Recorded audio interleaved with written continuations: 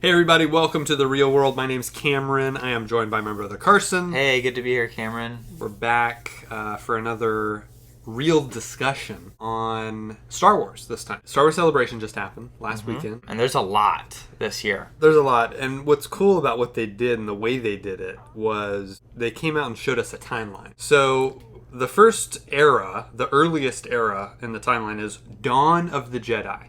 This is the project I'm most excited for. James Mangold. Who did what?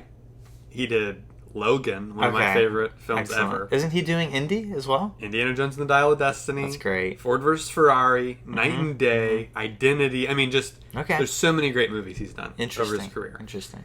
And basically, he came in and was like, and this is what I like about Lucasfilm. It's not like they're like, okay, we want to do this and we want to do this and let's find people that fit this. Sure. No, he had an idea. He came in and was like, I want to discover the Force. I want to make a movie about the first Jedi. Yeah. The first guy to ever build a lightsaber. You know, what is this? What? How did this happen? Right. Yeah. How did the Order form? That's actually a really good point. I think Star Wars, above all else, is the best interconnected universe that's out there in film currently. Totally. There's more continuity in everything that's happening, that's carrying over. Yep. And they're presenting their projects to us in very thought out ways, very carefully planned, the way that they're giving us their shows. Quality over quantity. Sure. That's what Kathleen Kennedy said. I watched some interviews with her. That's right. Right after she did this panel.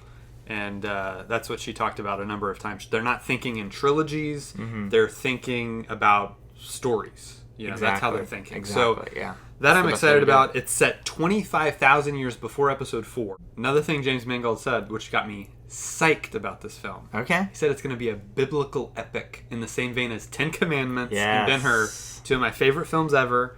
So I'm so excited to see this. It obviously shows that Lucasfilm has confidence in him after Indiana Jones, so that gives me more confidence that Indy's going to be great this summer. So very excited about that. But yes, the next era is the Old Republic. Yes, we don't have any announcements in the Old Republic era. Well, the Knights of the Old Republic recently has a remaster that's being produced. Right, which makes me think they're doing that so that people get excited again about this era because they're probably planning on either a movie or a Disney Plus series or another video game. Ddrth Revan is a character everyone loves, everyone's very interested in. He's already confirmed to be canon, as well as Darth Bane. Yep. Both of those characters have appeared in references in Clone Wars especially.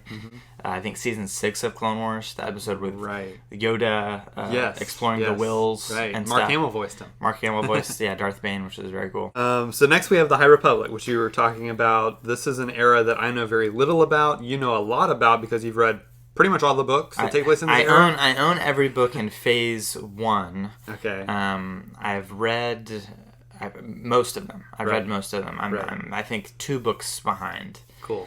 It's really about the Jedi and them at the height of their power. The Starlight Beacon is like their space station, and it's a really interesting era. So the other project outside of the books and stuff that they've announced is a Disney Plus series called The Acolyte. Yes. This is set towards the end of the High Republic era, so only about 100 years before Episode 1, The Phantom Menace. Right. It's, like you said, height of the Jedi power. The bad guys are the underdogs this time. So in Star Wars, we're used to seeing, like, the good guys are the small band of rebels that got to fight this huge empire. That's typically what we see. But this is the opposite. This is the Jedi are in control. Yes. And the bad guys are the small little band that are starting to kind of seep through. Because by the time we get to the Phantom Menace, there's Maul and there's Palpatine. Right. So just them. They're like the only 2 remaining Sith who kind of adhere to that code. The rule of 2, Yeah. So it'll be interesting to see how Acolyte deals with dark side users at this time. Because in the books currently, the Sith haven't really been mentioned. It's the main villains are the Nile, which are like these really cool like space pirate guys, and the Drurg, who are like these like plant monster creatures that are like the destructive force of nature that's out there. So the Acolyte, this is something that we've been interested in the High Republic era because there are so many Jedi. It's also the first debut of High Republic era in live action. Yes, yeah. First time we've gone pre-episode 1. Yeah. In any kind of format, movie or TV. The cast is great. Daphne Keane from Logan, who played X-23. Okay, cool. Carrie-Anne Moss, Trinity from The Matrix. Wow. A young actress named Amanda Stenberg. Asian actor named Lee Jung-jae. Jodie Turner-Smith, who I think is from the Black Panther films. And then returning to the galaxy far, far away is Jonas Suotamo, who played Chewbacca in the sequel trilogy and Solo. Great. He's playing a new character, a Wookiee Jedi named Kelnaka. Okay. So I am psyched to see him back in this role. He said it's a very different type of character than Chewie. Good. And it's going to be a lot of fun. So that'll be an 8-episode series dropping next year. Cool. I have a theory about Acolyte, but I'll get to it later when we talk about another show. Okay, cool. Another show that was announced in the High Republic era was Young Jedi Adventures, I think it's called. Oh, yes. It's one of Star Wars' first preschool shows on Disney Junior and stuff. Right. This will be set during the High Republic as well, with a few new characters that were invented for the show, as well as Yoda making an appearance, kind of mentoring these kids. Yes, that looks like a lot of fun, actually. It does. I think the trailer was great for that. Yeah, it looked fun. Next era is Fall of the Jedi. So this is the prequel era. So episodes 1, 2, and 3. The Clone Wars. The Clone Wars as well. The only other show that takes place in this era, the new show, is Tales of the Jedi. Which more Tales of the Jedi. Season 2. Yep, season 2 of that was confirmed. I don't know if they're going to stick to the 2 Jedi format, because last season we just got 3 episodes with Ahsoka and 3 with Count Dooku. Yes, which were spectacular. They're all great. Episodes. I loved seeing more about Dooku. He's such a compelling character already. If you haven't read Dooku Jedi Lost, it is a must-read. Kevin Scott wrote that. He did an excellent job. Which Jedi do you want to see? I've got a huge list of Jedi I want to see in this show. I mean, guys like Plo Koon, which I was shocked Dave Filoni didn't have Plo Koon show up because he's a huge Plo Koon fan. It is okay. Kit Fisto would be fun to see. More on him. Mace Windu, his backstory we haven't really seen. That would be interesting. Shak Ti, Jocasta Nu, Sure. Kiadi Mundi. I mean, pretty much the whole council I want to see. Yeah. Next is Reign of the Empire. So this is the era right after Episode 3, between 3 and 4. This is the Bad Batch. The Bad Batch, which we confirmed is getting a 3rd and final season next year. What a great season 2 they just finished up. I mean, it was wonderful. Yeah. And they've been making big moves in this season. Definitely. A lot of people have been kind of mixed on it because there are some episodes that feel a little bit like filler, but it's been really pushing this story that's continued Dave Filoni's work from the Clone Wars. Yes. Of what happens to the clones during the Empire. D. Bradley Baker just knocking it out of the park, playing every character. Basically every character in the show. Except for Omega. It's insane. Who's great as well. We love Omega. But yeah, I've really enjoyed the show a lot so far. I'm curious how it's going to end. Which characters will live, which ones will die. We lost a member of the batch this year. Spoiler alert. I don't know if more will perish or not. But I'm curious. And I'm curious, in this era, will we get another animated series to continue? Because we had Clone Wars, right? Sure, and then Bad Batch. And now, it kind of seems like it's going to lead into Rebels, so I don't know if we need another one in this era or not. It may. Yeah, that's interesting. I was just thinking, we've got a animated Star Wars show consistently since the Clone Wars. Yeah. It was Clone Wars. As soon as it ended, we got Rebels. As soon as Resistance. Now Bad Batch. Yeah. So I'm curious to see what they'll do after Bad Batch. Right. If we'll go straight continuing the timeline, or if we'll go far in the future, or I don't know. I'm interested to see, though. The Age of Rebellion, of course. Andor is the big one for this era. It Season is getting 2. Yep, second season's coming up. Was listening to a lot of interviews with the cast and crew, and they confirmed that season 1, which I really liked. I grew to like it more as the show went on. It was a different kind of style, different kind of pacing, different kind of tone for Star Wars, but I ended up enjoying it. The writing is superb. The acting is great. The whole season took over 1 year. Right. Season 2 is going to cover 4 years. Right. So this will lead directly into Rogue One. Correct. So I'm guessing the last scene of the show will be him going after that guy we see him going after at the beginning of Rogue One. Sure. So that'll be interesting. 12 episodes again. They're also keeping the 3-episode increment arcs. So it'll be 3 episodes, that'll be an arc, and the next arc will have jumped a year in the future. Yep. So we'll get 4 3-episode increments. Yep. Taking place over 4 years total, a year in between each. All right, moving on to the New Republic era, okay? The Mandalorian era. Yes, so Mandalorian, we just saw the 7th episode of Season 3, the penultimate episode. Yes. The finale is coming up on Wednesday. I am so excited. Favreau confirmed he's writing Season 4. Okay. But we don't know, that could mean many things. I mean, the thing is, the thing that we've come to realize, I think, during the season, and some fans don't like this. I think it's brilliant. The Mandalorian doesn't just refer to Din Djarin.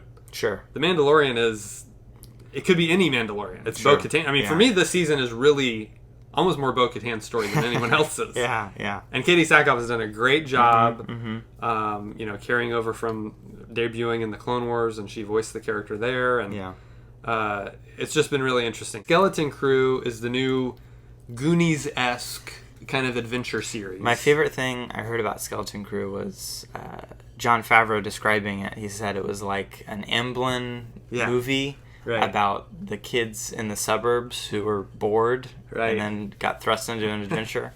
That sounds like a really fun Star Wars project. That's kind of an area in the universe we haven't really seen. Yes. And they brought out the cast of young actors. Yeah. We got introduced to them. Jude Law came out. Mm-hmm. Interesting tidbit about Jude Law that they revealed. I don't know if you heard about this. I didn't. He's a Jedi. Oh, really? Mm-hmm. He's a former Jedi. Interesting. Very curious about that. That debuts later this year, later 2023. Of course, the next big thing that you and I are both ecstatic about is Ahsoka. Yes. And they finally revealed the first footage. What are your thoughts? I thought it looked incredible. This show is everything I want from Dave Filoni's Star Wars. Right. This is the continuation of his best work in Rebels. Yes. We're getting to see Harrison Dula, played by Mary Elizabeth Winstead, your favorite actress. The incomparable Mary Elizabeth Winstead. Natasha Liu Bordizzo is playing Sabine. She looks excellent in the footage. Iman Esfandi as Ezra. We see briefly in a holographic image. Yeah. We, of course, get Chopper in there in action. Mm-hmm. He's not just in the background like he was in Rogue One. Sure. We get Genevieve O'Reilly as Mon Mothma showing up. She's in the Andor show as well. Absolutely. So glad they're tying her in.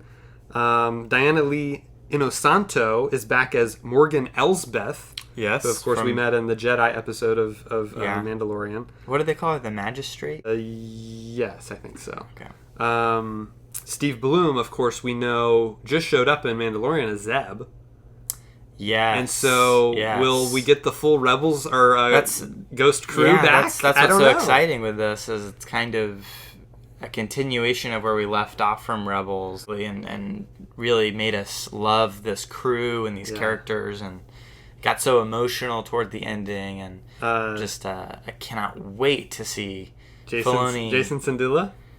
We gotta have Jason Syndulla. Will we get Luke in this show? Because we know they know each other. Because in Book of Boba Fett, they had that episode. Sure. Will we get a flashback to how they met? I mean, that's a moment fans have talked about for a long time. Yeah. Rest of the cast for this one, they announced David Tennant is returning as Huyang, the droid he played in the Clone Wars. So that'll be interesting. Yeah. Ray Stevenson is playing Baylan Skoll, who's carrying some fans think is an orange lightsaber. And I think Filoni actually confirmed he did put some orange in there. Someone asked him about that. This is an RRR reference. I'm very excited. Can't wait. Governor Scott himself. Right.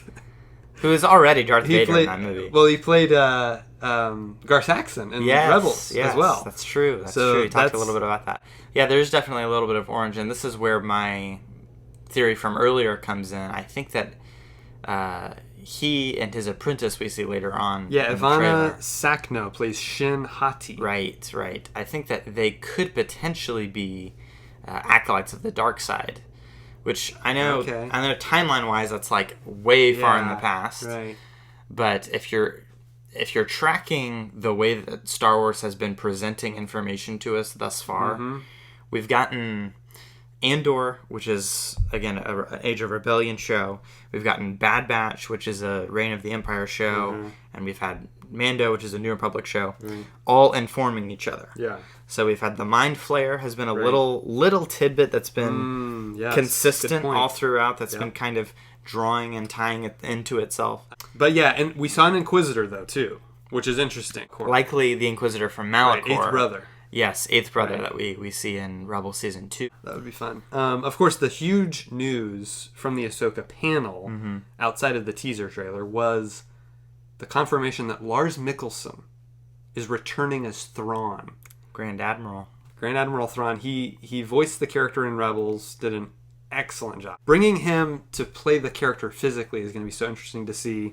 That show also they confirmed 8 episodes. It will run 8 episodes. Someone asked, Collider asked Rosario Dawson what her favorite episode was, and she very sneakily said it was number 5. She held up 5 fingers, kind of slyly. And so that was kind of cool. But that leads us into, the Thrawn thing leads us into Dave Filoni's film, which we're assuming is sort of an Heir to the Empire adaptation of sorts. Sure. This is the culmination of Mandalorian, all of the live action shows that they've been building. Boba Fett, Ahsoka, Skeleton Crew. It's all building to his film. Yeah.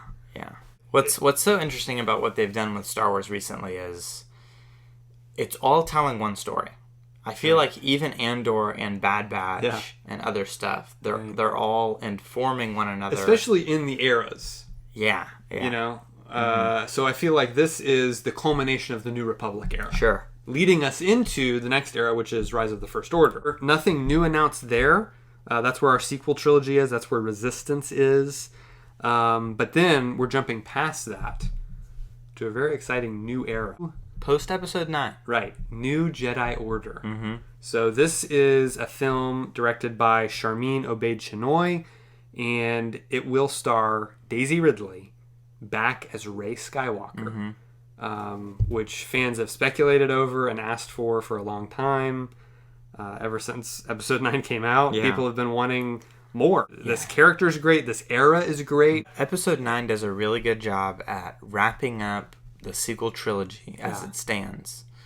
And also setting up a lot of interesting potential for what happens after this. And this is 15 years later, so this is quite a big leap that they're taking. But what's interesting about what Kathleen Kennedy said about this is that she says the Jedi are in disarray.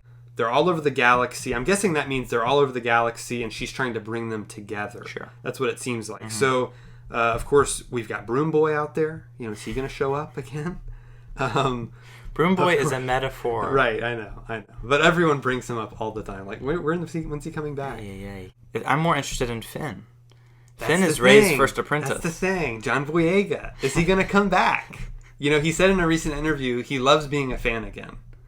So I don't know if he will come back. I think he would, now that Daisy Ridley's on board. I think he would come back for at least a small role.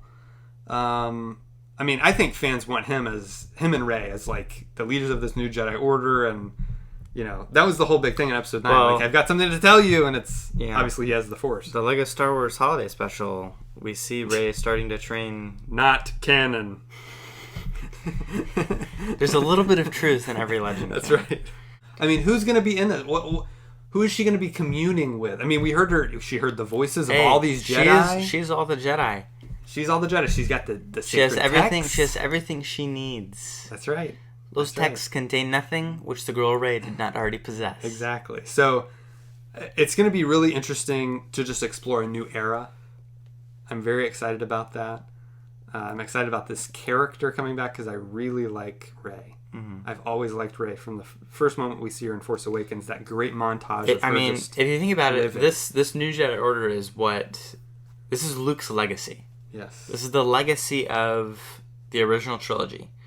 Yeah. This is his lesson and failure. Right.